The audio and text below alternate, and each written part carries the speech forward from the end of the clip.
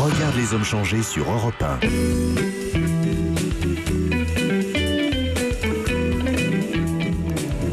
Frédéric Tadei, Fred, regarde les hommes changer.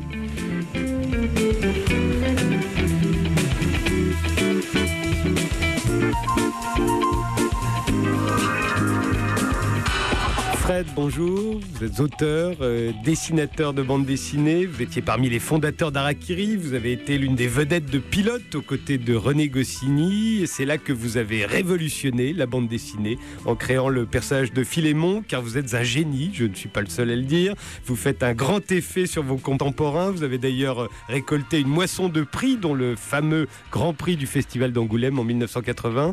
Aujourd'hui, pour vos 80 ans, que vous avez fêté le 5 mars dernier, il y a une grande exposition de vos œuvres à la Galerie Martel jusqu'au 23 avril. C'est la première exposition qui vous ait jamais été consacrée à Paris. Votre biographie illustrée sort chez Dargaud sous le titre L'histoire d'un compteur électrique. Et puis il y a la réédition de l'intégrale de Philémon, votre chef-d'œuvre en 3 gros albums. C'est un tirage limité, un format original. Fred, vous avez 80 ans, est-ce que vous êtes heureux ? Bah oui, mais j'aimerais mieux avoir 8 ans, mais on peut gommer un 0, quoi. Est-ce que vous avez l'impression d'être arrivé ? Vos débuts n'ont pas été faciles, on va en parler. Mais... Est-ce qu'aujourd'hui, cette reconnaissance, et qui dure depuis longtemps maintenant, depuis plus de 30 ans, est-ce que vous dites, ça y est, je suis compris ? Bon, c'est toujours une question gênante parce que soit on passe pour un prétentieux, soit pour... je sais jamais quoi répondre à cette question. En tout cas, moi, je suis content d'être là. Je suis content d'avoir cette expo, là, à la Galerie Martel. C'est une rétrospective un peu, il y a à peu près 80 dessins quand même. Mais c'est troublant aussi de revoir des dessins qu'on a fait il y a 30 ans, 40 ans, 50 ans. Et puis moi je me vois encore enfant, quand on a 10 ans, on dit on n'atteint jamais 80 ans, quoi. Et oui, j'atteins 80 ans, c'est incroyable. Alors ce qui est étonnant, c'est que je ne renie rien de ce que j'ai fait, quoi. Et j'ai donné toujours, je crois, le maximum que je pouvais faire au moment où je faisais les choses, quoi. Donc j'ai pas de regret d'un seul coup, si je me rends compte qu'il y a une erreur, le bras un peu trop long, ou je sais pas, une attitude, ou même les textes, quoi. Mais finalement, non, je trouve que c'est bien, quoi. Mais alors bon, ça fait pompeux de dire ça, quoi. C'est donc, il faut le comprendre dans quel sens, quoi. Est-ce que vous admettez, par exemple, quand on dit que vous êtes le premier qui a révolutionné les codes de la bande dessinée, en France, tout du moins, on cite toujours Winsor McCay. Oui, bien sûr. Mais en France, c'est vous. Vous avez éclaté la page, vous avez complètement bouleversé le récit, vous avez révolutionné la tête de centaines de milliers de petits garçons dont je faisais partie à l'époque, qui ont lu Philémon comme si c'était leur Alice au pays des merveilles à eux. Ah oui, mais c'est formidable. Justement, quand je me rends compte de ça, je suis vraiment épaté, quoi. Parce que c'était difficile, c'était au début très difficile, parce que même les lecteurs de dessins d'humour, parce qu'à l'époque, j'ai commencé par du dessin d'humour, à publier des dessins d'humour, c'était plus facile, il y avait plus de journaux. Voilà. Oui, puis ça prenait moins de place qu'une bande dessinée, ça bloque plusieurs semaines, plusieurs mois. Alors qu'un dessin d'humour, ça passe toutes les semaines. Et puis il y avait des journaux comme Ici Paris, France Dimanche et autres, qui passaient les dessins à l'époque. Et c'était les dessins traditionnels, quoi. C'était Jacques Faisan, c'était les années 50. Oui, mais c'était bien, mais je veux dire, c'était très conventionnel, quoi. C'était souvent le mari qui arrive et qui cielle mon mari, la femme, c'est des trucs qui marchent toujours, quoi, le théâtre de boulevard, quoi. Mais enfin c'est toujours long les débuts dans n'importe quel surtout quand on est aussi révolutionnaire que vous l'avez été. Oui, en plus, et puis je voulais pas me plier je savais ce qu'il fallait faire pour publier des dessins. Fallait justement entrer dans ces codes-là, quoi. Mais moi, je voulais pas tomber là-dedans. Je voulais que le lecteur... je savais qu'il y avait un lecteur qui raisonnait comme moi, quoi. Donc, il y en avait. Alors, j'attendais qu'il se manifeste, quoi. Puis, petit à petit, ça a pris plusieurs années. Donc, c'était assez difficile au début, mais c'est toujours difficile, ces métiers, quand on a affaire au public... tous les comédiens, tous les chanteurs vous le diront. Tous les artistes, oui. On a affaire au public, c'est le public qui décide, il accroche d'un seul coup, on ne sait pas pourquoi. Il n'y a pas de recette, quoi. D'un seul coup, tac, ça accroche. Parce qu'on a trouvé le truc. Mais on peut pas le trouver comme ça, ou alors bon, c'est un coup de pouce de trouver ça tout de suite, quoi. Fred, vous avez la moustache la plus célèbre de la bande dessinée française. Alors dans un pays où tous les hommes à une époque ont porté la moustache, et puis où tous les hommes à peu près à la même époque l'ont rasée, pourquoi est-ce que vous avez cette moustache? Pourquoi vous l'avez toujours gardée? Est-ce que ce sont vos origines grecques, qui est un pays où on conserve la moustache encore aujourd'hui? Ah je crois que ça joue peut-être, oui. Je crois. Mon père avait la moustache longtemps, puis après ma mère, elle trouvait que c'était un peu démodé, quoi. Alors pendant son sommeil, d'ailleurs c'est vraiment un gag de Philémon, quoi. Pendant son sommeil, un après-midi, comme ça, il se reposait. Et puis, elle lui a coupé la moustache sans le réveiller, avec les ciseaux, très doucement, comme ça. Et je l'ai évidemment appris bien après, quoi. Et alors, quand il s'est réveillé, c'était bizarre. Il touche ses lèvres, et puis il voit les poils qui descendent dans la main et tout. Ah, alors, il était un peu affolé, mais bon, puis après, il voit ma mère éclater de rire, quoi. Enfin bon. Ce serait pour ça que vous porteriez la moustache fièrement aujourd'hui, vous pensez, toujours? Non, c'est pas ça, mais je sais pas, j'ai commencé à la porter quand j'ai fait mon service militaire. Je sais pas pourquoi, comme ça, je sais pas, il n'y avait pas de raison particulière, quoi. Vous n'aviez rien à cacher. Mais sans savoir si j'allais la garder longtemps, tout ça. Puis après, bon, je me suis habitué vite. Et puis après, une fois, je m'étais rasé comme ça. Et puis les gens me voyaient encore avec une moustache. Vous voyez, c'est bizarre. Votre vrai nom, c'est Frédéric Othon Aristides. Qu'est-ce qui reste de grec en vous? Votre famille sont des Grecs de Turquie qui ont émigré pendant la Première Guerre mondiale? Non, mon père était de Constantinople, qui à l'époque était Constantinople. Oui, Istanbul. Et maintenant c'est Istanbul. Hein. Ouais. Mais puis ma mère était à Konya, c'est une colonie grecque en Turquie à l'époque.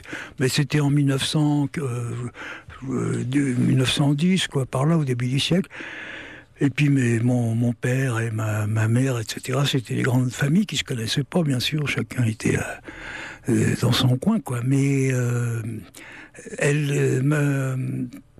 mon père devait avoir 17 ans, comme ça. Et puis il y a eu, après la guerre de 14 ici, là, et ça s'est enchaîné avec la guerre gréco-turque, où il y a eu aussi les persécutions nombreuses.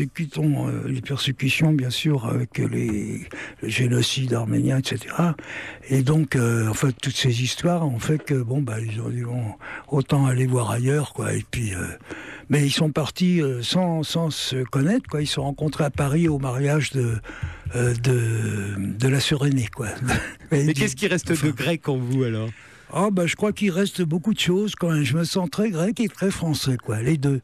Parce que je crois que je ne ferais pas ce que je fais, cet univers-là, si je n'avais pas été d'origine grecque comme ça. Il fallait Zeus, les dieux grecs. Oui, mais c'est un mélange de tout ça que me racontait ma mère, en mélangeant un peu toutes les mythologies. Ma mère, quand ils sont arrivés, alors ils étaient une dizaine, hein, les enfants et tout ça, et puis ils sont arrivés, alors vous vous rendez compte, en 1900, donc je sais pas, 17, à Marseille. Et puis là, c'était la guerre, hein. Il y avait, c'était la guerre gréco-turque, quoi. Donc, alors, c'était dangereux, les torpilles, il y avait des machins, c'était déjà l'aventure, quoi. C'est déjà une bande dessinée, hein. Ils commençaient à s'entraîner, quoi. Fred, comment était votre enfance? Est-ce que vous ressemblez à Philémon? Moi, quand je lisais Philémon, je voyais son père avec cette grosse moustache. Je me disais, il ressemble à Fred aujourd'hui, donc il doit ressembler à son père. Peut-être que Philémon, c'est lui.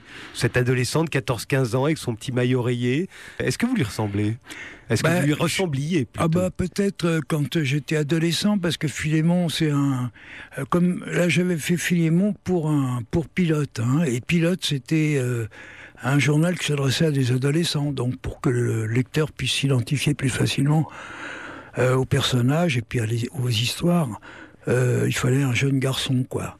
Et finalement, donc, j'ai fait un adolescent, puis je l'ai personnalisé un peu avec un pullover marin, quoi, bleu et blanc, et puis pieds nus, parce que je sais pas pourquoi, ça, pour moi, c'est un peu la liberté, quoi, d'avoir des pieds nus. Vous aviez les pieds nus, vous, à Marseille? Non, Non, mais j'étais pas à Marseille. Moi, je suis monté tout de suite. Non, je suis né à Paris, d'ailleurs. Oui, c'est vrai, vous êtes à Paris. Oui. Non, mais quand je vais, j'aime bien être en pieds nus quand je suis sur la plage, quoi. Mais non, pas plus. Non. Mais puis...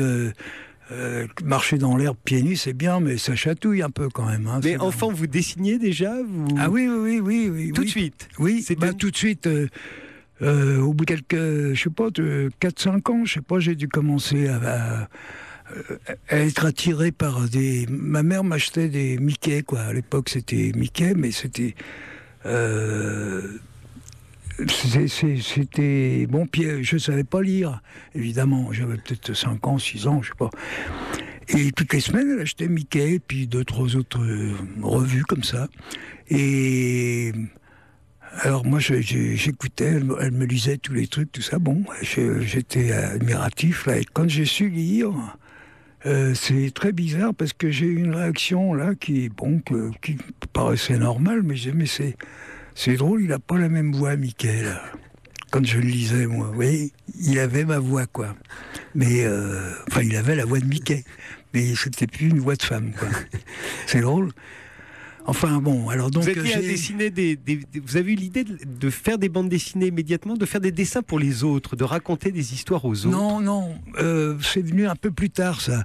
Au début, je recopiais des dessins, comme ça, je faisais justement des Mickey, et puis on recopie des dessins qu'on aime bien, puis bon, c'est assez maladroit au début, et puis petit à petit, ça, avec le temps, et ça se perfectionne un peu, quoi, et de plus en plus. Et puis après, j'ai commencé quand même assez tôt, moi, vers l'âge de 10 ans, à inventer des histoires. Parce que là, ma mère aussi, alors ça c'est aussi mes origines grecques, je pense, mais ma mère avait un don de raconter les histoires. Et comme elle mélangeait un peu toutes les mythologies. Elle avait connu toutes ces mythologies, la grecque, turque, et donc il y avait aussi bien des cyclopes ou des... C'est pour ça qu'il y a tous ces personnages qui se baladent dans mes histoires. Mais des cyclopes avec des chapeaux de forme ou qui font du vélo, pourquoi pas, quoi. Et puis il y avait aussi la mythologie anglaise qui se joignait là. Parce qu'elle a vécu, ils ont fait leurs études. Ma mère a fait ses études avec tous ses frères et sœurs à Londres. Hein. Mais c'est parce qu'ils sont partis, ils étaient partis de Grèce pour aller à Londres. Alors donc ils sont restés une dizaine d'années à Londres, quoi. Et donc elle mélangeait aussi. Et c'est pour ça peut-être que j'étais aussi attiré par tous les écrivains. Anglais, quoi, j'aimais bien anglophone, quoi, les Dickens et autres, même ou américains. Enfin, et Lewis Carroll, alors je parlais d'Alice Alice au Pays des Merveilles, j'imagine que vous l'avez lu à l'époque, ça vous a... Oui, ça m'avait marqué, mais je l'ai découvert un peu plus tard, hein, j'avais peut-être 12, 13 ans, 15 ans, mais ça bien sûr, j'ai trouvé ça, c'était surtout derrière le miroir qui m'avait vraiment impressionné, quoi, le conte, quoi. Est-ce que vous y avez repensé quand vous avez créé les lettres de l'océan Atlantique, ces îles sur lesquelles Philémon se retrouve et qui ont à ce point bouleversé l'imaginaire de tant de petits garçons et de petites filles, j'imagine, depuis le pilote, c'était plutôt un journal de petits garçons. Justement, heureusement, j'ai pas pensé parce que j'aurais pas osé l'utiliser sinon. Moi, non, j'avais assimilé Lewis Carroll comme Dickens, comme Oliver Twist, comme toutes ces choses-là, quoi. Comme aussi toute la mythologie grecque, française, mais pas dans un ordre chronologique. C'était au fil des repas, quoi. Ma mère, pour me faire manger ma soupe, elle me racontait des histoires, puis hop, avec la bouche ouverte, elle me glissait la soupe dans la bouche, quoi. Mais et puis elle avait un don de raconter surtout qui était extraordinaire. Alors après, j'avais pris aussi cette habitude d'inventer toujours, de m'endormir toujours avec une histoire que j'inventais, quoi.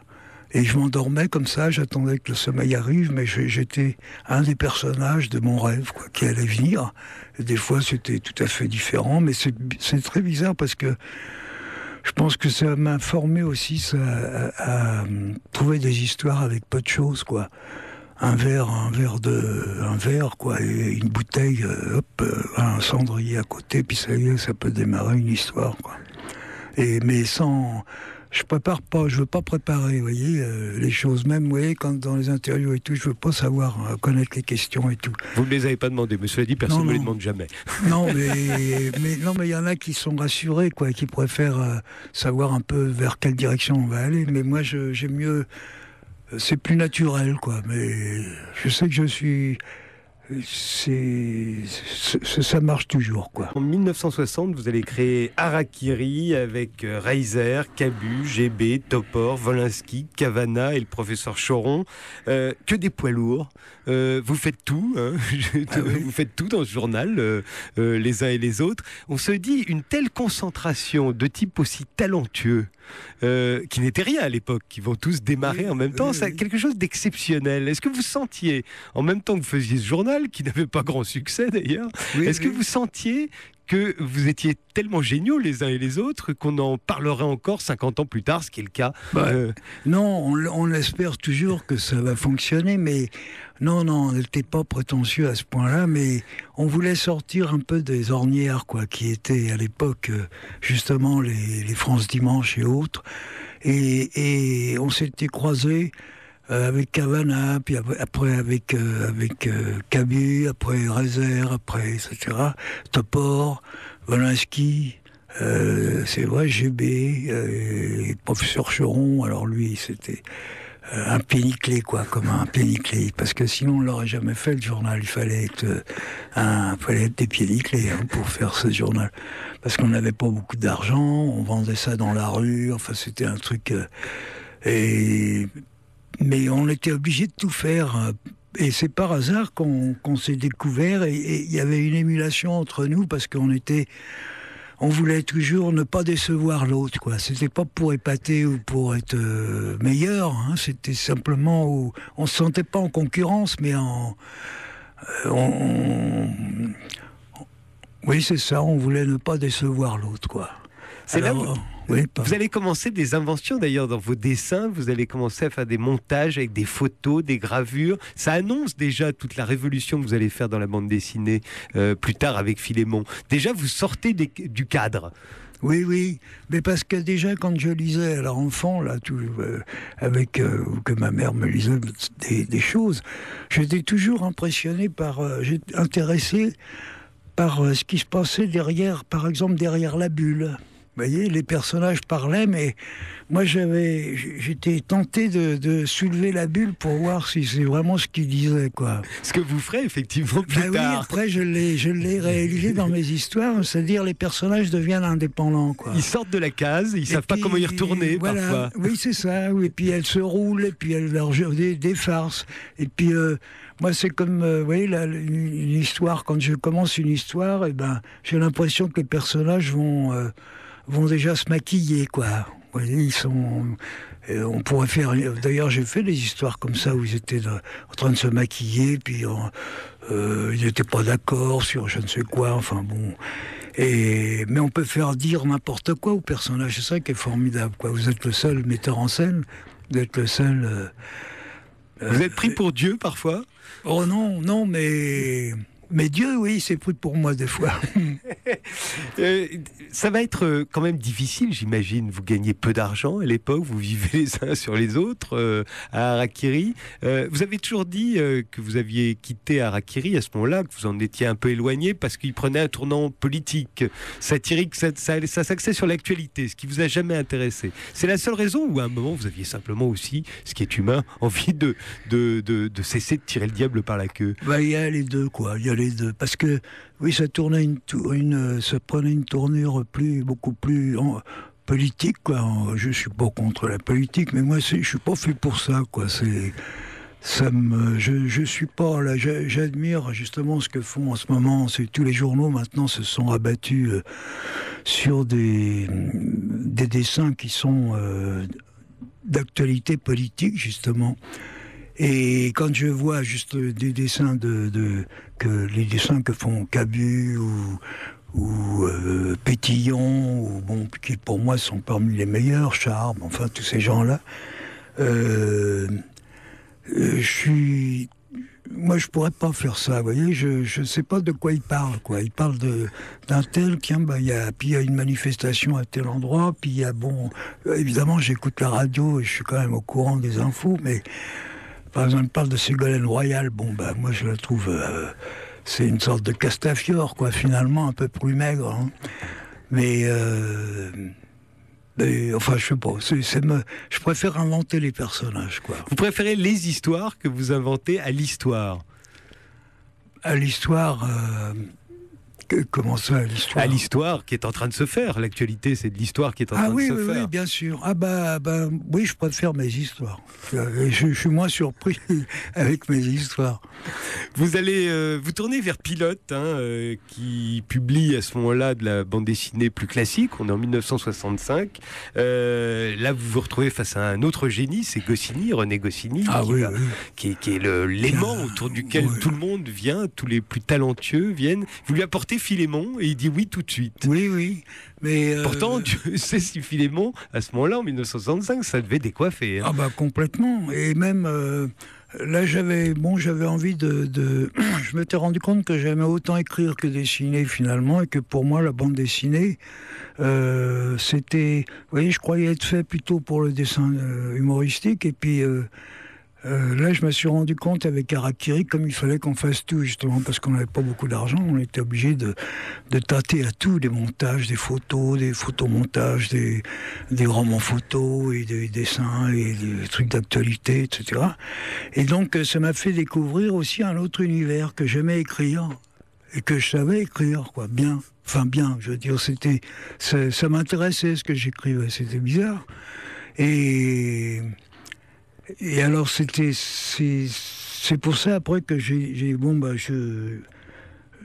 croisé Goscinny aussi dans une soirée comme ça, et puis il m'a dit c'est bien ce que vous faites, lui il suivait aussi à Harakiri bien sûr, et puis il dit mais vous devriez venir nous voir comme ça occasionnellement, quoi, mais sans faire de leur tape, hein, c'était simplement comme ça.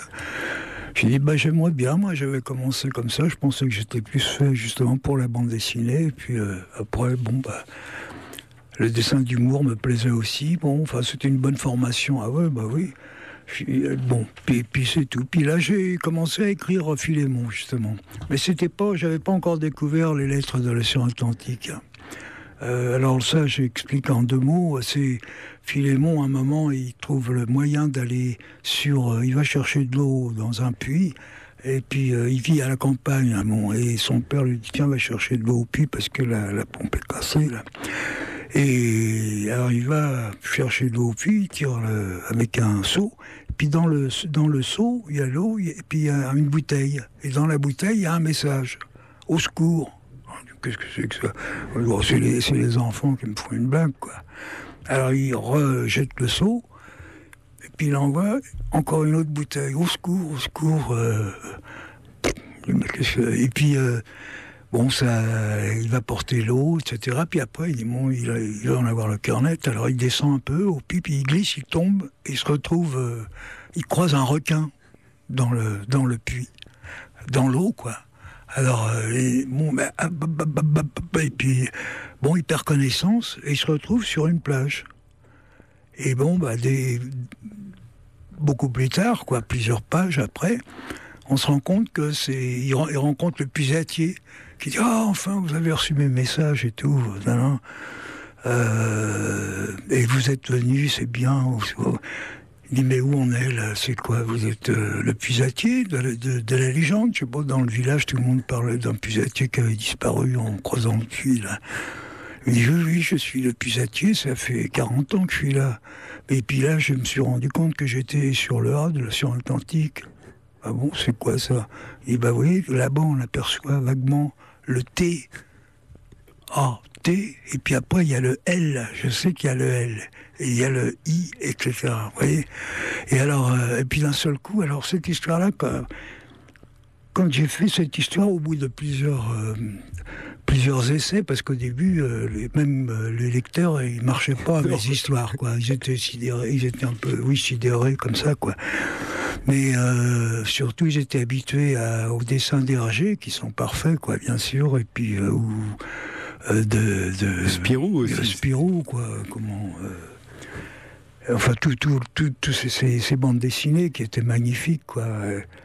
Mais si on sortait un peu trop des sentiers battus, ils étaient déroutés, quoi. Philémon, qui va avoir effectivement un succès phénoménal à partir du moment où vous allez imaginer le monde des lettres de l'océan Atlantique. On l'a tout souvent qualifié de surréaliste. Qu'est-ce que vous en pensez, vous? Surréaliste, d'ailleurs, pas seulement par le récit, mais aussi, on le disait tout à l'heure, parce que vous allez bouleverser les codes, on va tout à coup, le format de la page de bande dessinée va se mettre à exploser, à être totalement... il va devenir fou, parfois. Alors justement, est-ce que le surréalisme, ça vous parle? Est-ce que ça vous paraît le bon mot? Onirique n'aurait-il pas été mieux? Ou simplement poétique, oui, peut-être? Les trois, hein, finalement. Ces trois mots, ça convient, quoi. Surréaliste, certainement, parce que moi j'ai découvert ça quand des années après, mais il y avait Breton et toute cette bande de justement surréalistes, quoi, qui bouleversait les codes de l'écriture, quoi, et de l'invention aussi. Mais ça, je ne savais pas encore, je lisais pas ce genre de truc à l'époque, quoi. Et c'est bien après, quoi, je me suis rendu compte qu'il y avait beaucoup d'affinités, quoi, avec les décrochages, des choses qui sortaient des réalités, quoi. On pouvait aussi bien faire transformer un poisson rouge en dirigeable, en ballon dirigeable ou n'importe quoi. Vous voyez, on avait l'impression en lisant Philémon que l'histoire que vous racontiez vous dépassait. Ah bah oui. C'est-à-dire que vous n'en étiez pas maître. Ah non, mais c'est comme ça que véritablement, c'est pas une coquetterie, vous n'étiez vraiment pas maître de ce qui se passait? Non, puis je me laissais aller, justement, je voulais ne pas être maître. Vous voyez, je prends des notes comme ça, sur des post-it, puis les notes, je les retrouve rarement, ou des fois je les retrouve, bon, et des fois je m'en sers, mais des fois je les retrouve, je m'en sers pas. Et d'autres fois, je ne les retrouve pas quand j'en ai besoin. Je les retrouve des fois des années après. Je dis, mince, mais ça, c'était une bonne idée. C'est marrant, je ne l'ai même pas utilisé. Ça n'était pas... Pardon, je vous interromps. Non. Ça n'était pas exténuant d'être comme ça, j'allais dire à la remorque de vos personnages, mais... Non, c'est même rassurant, quoi, parce que j'avais vraiment confiance en moi et aux personnages aussi, quoi. C'est comme s'il me prenait par la main et puis on dit bon bah viens, alors on y va, on démarre. Alors bon, et puis d'une page à l'autre souvent ça changeait, ça dépend ce qui arrivait dans ma vie aussi. Vous voyez, ça influait sur l'histoire. Que vous soyez heureux ou malheureux? Oui, et toujours un peu, il y a toujours un fond de mélancolie, je sais pas pourquoi, mais dans mes histoires toujours, même je sais pas comment ça se fait, enfin. Mais j'aime bien un peu la mélancolie, j'aime bien l'automne, quoi, vous voyez. J'aime bien, ça c'est peut-être mes lectures anglaises, quoi, peut-être, hein, le brouillard et... Je le disais au début de cette émission, les 15 albums de Philémon sont réédités, format original, chez Dargaud toujours, bien entendu, oui. Tirage limité. On attend depuis très longtemps le 16e album, qui doit s'intituler normalement La locomotive à pattes. Alors est-ce que c'est parce que votre personnage ne vous entraîne plus que cet album ne paraît pas? Est-ce que c'est parce que finalement ça vous ennuie un peu? Vous préférez rester sur 15 albums? On a dit que ça faisait les 15 lettres de l'océan Atlantique, d'ailleurs, les 15 albums. Non, parce que quand ça m'ennuie, je pars sur autre chose. J'ai fait aussi beaucoup d'albums avec des personnages qui n'ont servi qu'une fois, quoi. Qui n'étaient pas Philémon, effectivement. Vous avez une œuvre. Non, il y avait le Corbac au basket. Exactement. Enfin, il y avait plein. J'en ai fait, je sais pas, une quarantaine d'albums. Je sais même pas combien j'en ai fait. Il faut que je regarde la liste, quoi, pour savoir comment j'en ai fait. Mais non, mais je sais pas comment dire. Là, je suis, quand j'ai assez d'un, non, quand j'ai si Philémon, je me sens pas prêt à partir sur un Philémon, et ben je fais une autre idée. Voilà. Puis, donc le jour où ça reviendra, aucune obligation. Mais là, c'était revenu. Là, j'avais une suite. C'était pas la loco à pattes. Il se trouve que la loco a des pattes, effectivement. Mais le vrai titre, je le dirai pas parce que vous le découvrirez quand ça sera sorti. Ah, donc ça sortira. Ah bah j'espère. Mais ça, c'est parce que j'ai eu un problème de santé là et j'ai été opéré du cœur et ça a troublé un peu tout mon organisme. Et alors ça a déclenché une sorte de comment les doigts quoi qui sont vous savez qui sont gourds comme oui qui sont gourds, voilà, c'est ça exactement, comme si j'avais des fourmis dans les doigts quoi. Mais de l'intérieur. Alors voilà. Alors donc bon, alors je suis pas sûr, j'ai essayé comme ça de dessiner, puis ça venait pas vraiment bien. Alors j'ai attendu, et c'est pour ça qu'on a fait cette exposition rétrospective, et puis tous les c'était très bien quoi de revoir tous ces dessins là. Je dis il y a 80 dessins peut-être à cette expo à la Galerie Martel, et c'est vraiment c'était aussi émouvant de voir des dessins que j'avais faits il y a 40 ans, 50 ans, etc. Vous voyez ? Mais non, j'avais envie de le reprendre, Philémon, puis j'ai toujours envie. Mais on verra maintenant. J'attends la fin. L'exposition va durer pendant un mois, quoi. Jusqu'au 23 avril. Fin avril. Et donc, après, je vais me pencher sur un Philémon. Mais j'ai toute l'histoire en tête. C'est ça qui est terrible. Mais toute l'histoire, pas complètement, quoi. Je sais qu'elle peut bifurquer, mais j'aurais pu attaquer tout de suite, quoi. C'était pas un manque d'imagination, c'est un manque de coordination, quoi. Des mains, quoi, qui fonctionnaient pas comme je voulais. Alors, quitte à faire un truc mauvais, vaut mieux rien faire. Mais, par contre, je sais que ça peut revenir. Enfin, je veux pas m'obnubiler avec ça, quoi. Je veux pas me coincer avec ça, alors donc j'y pense pas. Il y a eu un moment comme ça où vous avez arrêté de dessiner pendant 4 ou 5 ans. Oui. Vous reviendrez avec l'histoire du corbac au basket, justement, oui. dont vous parliez. On a parlé de dépression, d'ailleurs, en plus, l'histoire du corbac au basket, c'était l'histoire d'un kidam qui se réveillait un matin, il était devenu un corbeau avec des baskets et qui se retrouvait face à un psychiatre un peu fou. On s'est dit, peut-être que Fred, il a été le corbac au basket. Non, mais en effet, mais pas longtemps. Parce que mais ça m'a déclenché. J'ai croisé justement, c'est une sorte de dépression. C'était j'étais peut-être fatigué aussi, et puis même la bande dessinée était en train de bifurquer aussi. Vous voyez là, tous les journaux changeaient un petit peu. C'est le tout début des années 90. Oui, je crois. Je sais pas, je me rappelle plus, mais enfin, je sais qu'il y a une sorte de bouleversement là. Comme ça. Et à ce moment-là, vous n'aviez plus envie de faire de la bande dessinée? Si, j'avais envie, mais je voulais prendre du recul. Et puis juste à ce moment-là, il y a un producteur, Jean-Pierre Dupuis, qui m'a proposé, qui voulait faire une série d'une quarantaine de courts-métrages pour la télé, pour la radio et pour l'éducation nationale en même temps. Et comme il savait que j'avais beaucoup de facilité, à inventer les histoires, il m'a proposé ça. J'ai dit, tiens, mais pourquoi pas, on peut essayer, je te fais une histoire d'abord, et puis on verra. Alors c'était des histoires très courtes, qui étaient passées sur la 7, puis à l'étranger beaucoup aussi, partout, dans tous les pays francophones, et puis après ça a été même doublé, etc. C'était des films joués par des comédiens. Mais c'était comme mes histoires courtes que je faisais, vous voyez. Alors c'était sur une dizaine de pages, j'écrivais sur 5. Et ça vous suffit, ça a remplacé le... Je me suis pris au jeu aussi, ça, et puis de voir surtout les résultats. C'était des films tournés par des gens comme quand même Daniel Vigne, qui avait fait Le Retour de Martin Guerre, ou Rufio, ou des gens comme ça. Il y avait Pied Plu, il y avait tout ça. C'était excitant, puis c'était un nouveau métier, quoi. C'était un autre rêve, quoi. Europe 1, regarde les hommes changer. Frédéric Tadei. Fred, vous venez de parler de radio, alors ça m'y fait penser. Vous êtes à Europe 1, vous avez bien connu cette radio au tout début des années 70 avec René Goscinny, Gottlieb, GB. Vous étiez là le dimanche en direct, vous faisiez une émission d'humour, une émission absolument invraisemblable. Quel souvenir gardez-vous de cette époque? Un très beau souvenir. C'était un peu épuisant parce qu'on faisait en même temps le journal quand même, qui était un quotidien. Le pilote, pilote qui était un hebdo. Qui était un hebdo quand même. Alors donc déjà un hebdo, c'est beaucoup de travail, quoi. Il faut se réunir, il faut trouver des idées, puis après on part chacun dans son coin, on écrit le texte, et puis on continue les histoires longues aussi, justement, genre Philémon et autres.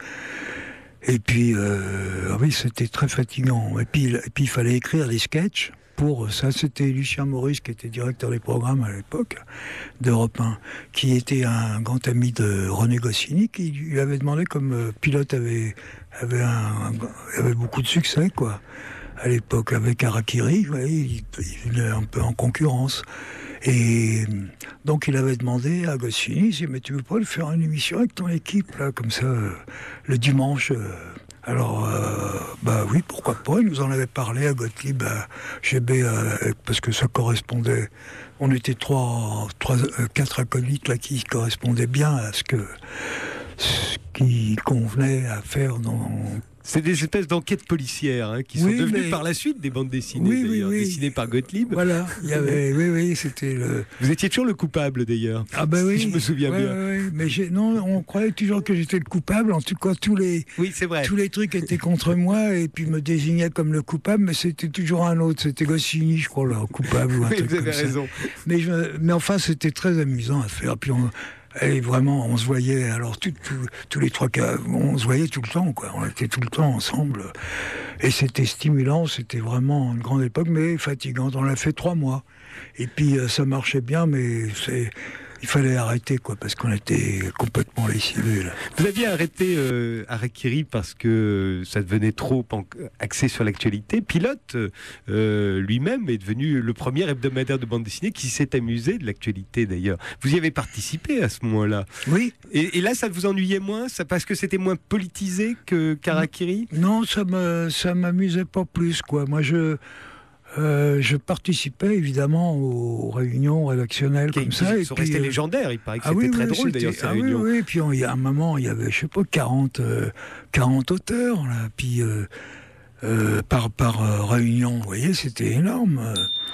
Mais c'était un plaisir aussi, quoi. Mais moi, ça m'attirait pas plus. Je préférais faire mes histoires. Et puis, de toute manière, je détournais l'actualité. Quand je prenais quelques pages, je prenais oui, d'accord, je veux bien faire 2 pages.